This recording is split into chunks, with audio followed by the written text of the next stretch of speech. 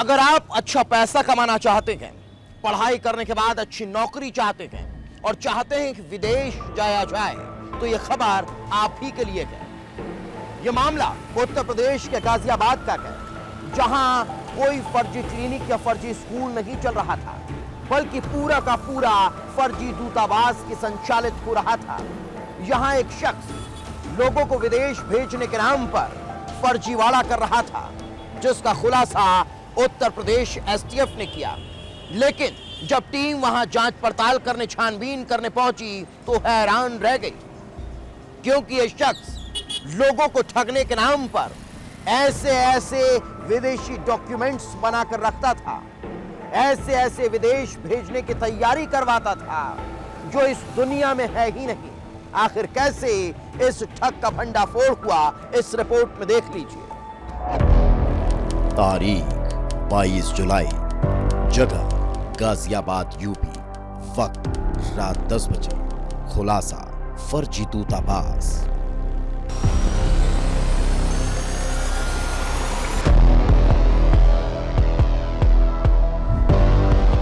उत्तर प्रदेश के गाजियाबाद का कविनगर इलाका।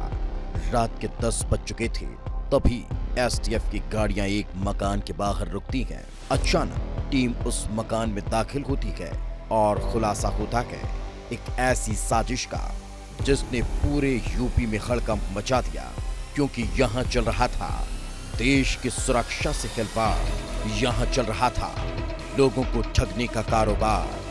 यहाँ कुछ ऐसा हो रहा था जिसका अंदाजा पुलिस को भी नहीं था। खुलेआम यहाँ चल रहा था फर्जी दूतावास। यहाँ सिपुरगा और वेस्ट आर्टिका जैसे कई देशों के दूतावास संचालित हो रहे थे। आलीशान बिल्डिंग के सामने 4 लग्जरी गाड़ियां खड़ी हुई थी। गाड़ियों पर डिप्लोमेटिक नंबर प्लेट लगी हुई थी। कई देशों के झंडे लहरा रहे थे। एसटीएफ की टीम अंदर दाखिल हो चुकी थी, क्योंकि यहाँ दूतावास नहीं बल्कि अवैध तरीके से गोरख धंधा चल रहा था। ये दूतावास अवैध था, फर्जी था, जहां से लोगों को नौकरी दिलाने के नाम पर ठगा जा रहा था। और ये कर रहा था हर्षवर्धन जैन नाम का एक शख्स, जिसे एसटीएफ ने हिरासत में ले लिया। अभी मैं दिल्ली के जिस इलाके में खड़ा हूं, यहाँ पे तमाम देशों के दूतावास स्थित हैं और ये सारे दूतावास असली है। असली और नकली की बात इसलिए हो रही है क्योंकि यहाँ से 40 किलोमीटर दूर गाजियाबाद में फर्जी दूतावास सामने आया है। एसटीएफ की टीम जब अंदर तलाशी ले रही थी तो तस्वीरें हैरान कर रही थी, क्योंकि यहाँ से वो सब मिला जिसकी उम्मीद नहीं थी। पूरा माया जाल तैयार किया गया था।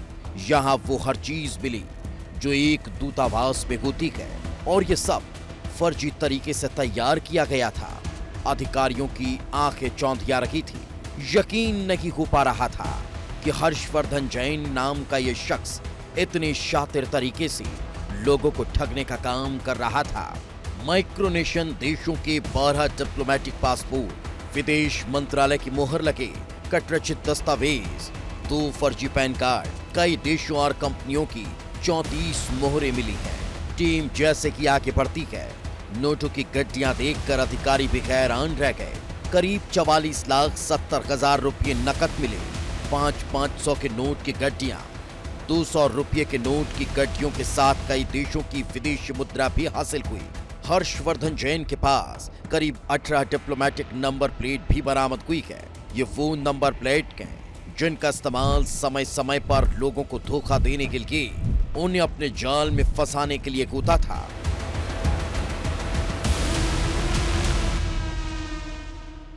हर्षवर्धन की गिरफ्तारी में उसके पास से 4 गाड़ियां मिली है, जिसपे डिप्लोमेटिक तरीके के नंबर डाली हुई नंबर प्लेट्स लगी हुई है। इसके अलावा इसके पास से 12 अलग अलग पासपोर्ट्स मिले हैं जो कि अवैध है, और कुछ विदेश मंत्रालय की कूटरचित मोहरें भी इससे मिली है। 2 कूटरचित पैन कार्ड इससे प्राप्त हुए हैं। विभिन्न देशों और कंपनियों की 34 मोहर स्टैम्प्स इससे मिले हैं। हर्षवर्धन जैन लग्जरी लाइफ जीने का बेहद शौकीन था। उसके पास करीब 12 घड़ियों का कलेक्शन मिला। कई ब्रांडेड घड़ियां हैं जिनकी कीमत लाखों रुपये से शुरू होती है। हर्षवर्धन जैन के काले कारनामों की सल्तनत से पर्दा उठ चुका है, लेकिन सवाल यही था कि आखिर वो किस मकसद से ये दूतावास चला रहा था। इसके पीछे उसकी कौन सी साजिश थी जिसको वो अंजाम दे रहा था। यही सवाल एसटीएफ के मन में भी थे, और जब हर्षवर्धन जैन को बैठाकर पूछताछ की गई तो उसके हर कारनामे का पर्दाफाश होता चला गया। हर्षवर्धन जैन कई सालों से देश विदेश में लोगों को काम दिलाने के नाम पर दलाली कर रहा था। विदेशों में कई ऐसे लोग हैं जिन्होंने माइक्रोनेशन के नाम पर स्वयंभू देश घोषित कर रखे हैं, जिनमें सिवूरगा, वेस्ट आर्टिका, पोल्विया, लोडोनिया नाम के स्वयंभू देश शामिल हैं। सिवूरगा एवं वेस्ट आर्टिका के लोगों से मिलकर उसने भारत में इनका निजी दूतावास बना रखा है। लोगों को विदेशों में काम दिलाने के नाम पर वह मोटी रकम वसूल करता था। उसने सिवूरगा देश के डिप्लोमेटिक पासपोर्ट भी बनवा रखे थे।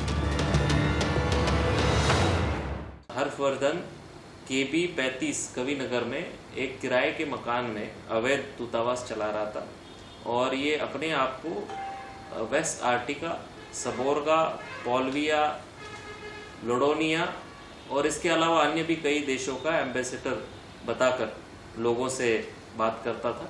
इसके पास से कुछ गाड़ियां भी बरामद हुई है जिनमें इसने डिप्लोमेटिक तरीके की नंबर प्लेट्स लगा रखी है, जो किसी भी जगह से अप्रूव नहीं है। हर्षवर्धन जैन बेहद शातिर है। उसने लोगों को झांसा देने के लिए कुछ ऐसे तरकीबें निकाली हैं जिसने पुलिस को भी हैरान कर दिया।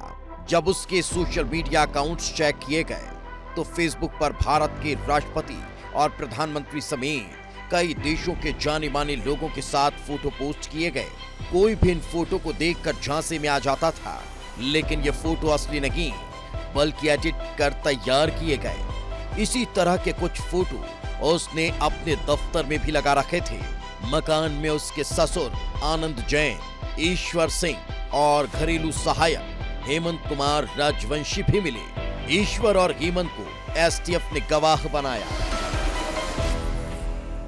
पोल्विया, सबोरगा, लोडोनिया, ये ऐसे नाम हैं, और इस नाम से जो है दूतावास चल रहा था, जो देश वाकई में अस्तित्व में ही नहीं है।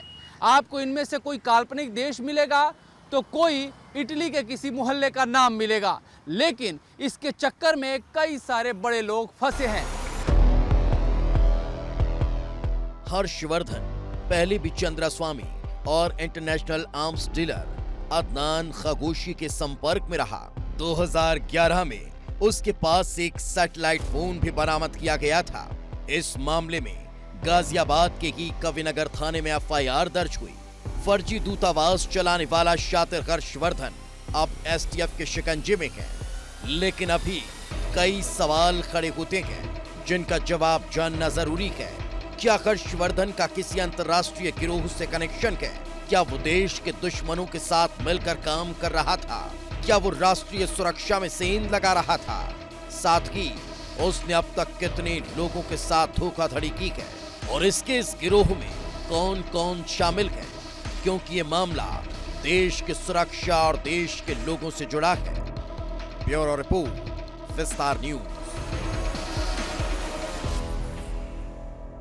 हालांकि अभी शुरुआती जांच में यह पता चला है कि आरोपी इसके जरिए हवाला के कारोबार को अंजाम दे रहा था, और उसकी कुछ हथियार डीलरों के साथ भी संपर्क थे। कैमरा पर्सन मोनू कुमार के साथ मैं अमृत तिवारी, विस्तार न्यूज, दिल्ली।